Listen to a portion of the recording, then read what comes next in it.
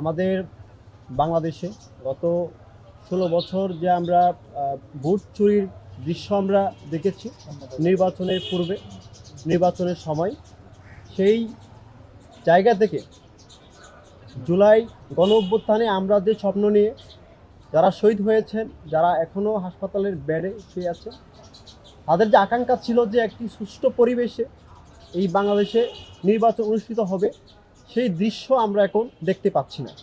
আমরা শঙ্কা করছি যে হাসিনার আমলে যে কারচুপির নির্বাচন হয়েছে, আমরা বর্তমান যে সার্বিক পরিস্থিতি আমাদেরকে জানিয়ে দেয়, আমাদেরকে বলে দেয় যে আগামী যে 12 তারিখ যে নির্বাচন হবে সেখানেও সেই হাসিনার আমলের মতো কিছু হয়তো ঘটবে।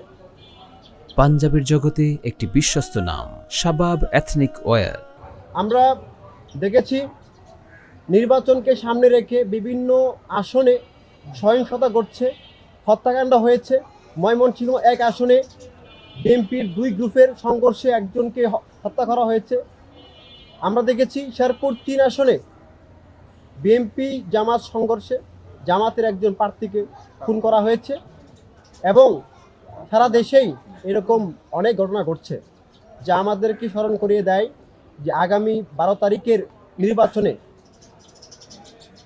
জোরপূর্বক বলপূর্বক ব্যালট বাক্সের দখলের মাধ্যমে একটি দল তারা ক্ষমতায় যাওয়ার ইচ্ছা করছে।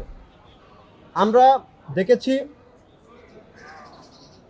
যে তাহাজ্জুদ পরে ভোট কেন্দ্রে যাওয়ার কথা তারা বলছে।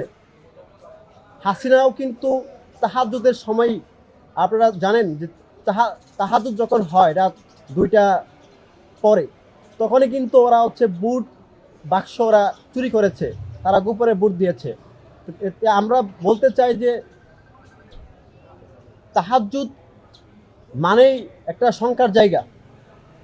আমরা দেখেছি বিএনপির চেয়ারপারসন যিনি সুপ্তভাবে গণভোটের পক্ষে অবস্থান নিয়েছে, কিন্তু তাদের এমপি প্রার্থীরা গুপ্তভাবে প্রতিটি এলাকায় গিয়ে গিয়ে তারা না ভোটের তারা ক্যাম্পেইন করছে।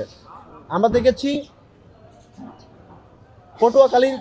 পটুয়াখালীর বাউফলে বিএনপির এমপি প্রার্থী তিনি প্রকাশ্যে গণভোটের বিরুদ্ধে অবস্থান নিয়েছে। তো একটি দলের চেয়ারপারসন সুপ্ত, কিন্তু ওনার দলের যারা এমপি প্রার্থী রয়েছে, কর্মী রয়েছে, ওনারা গুপ্তভাবে না ভোটের ক্যাম্পেইন চালাচ্ছে। এটি একই সাথে জুলাই গণঅভ্যুত্থানের সাথে গাদ্দারি। আমরা দেশবাসীকে বলতে চাই, আমরা যে স্বপ্ন নিয়ে আপনার সন্তান, আপনার ভাই, আপনার স্বামী যে জুলাই গণঅভ্যুত্থানে যে স্বপ্ন নিয়ে, যে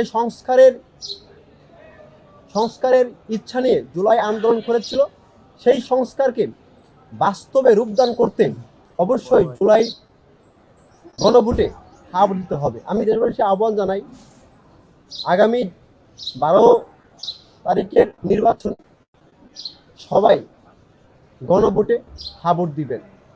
এবং আমরা বলতে চাই, নির্বাচনী সহিংসতাকে সবাই না বলবেন এবং গণভোটকে হ্যাঁ বলবেন।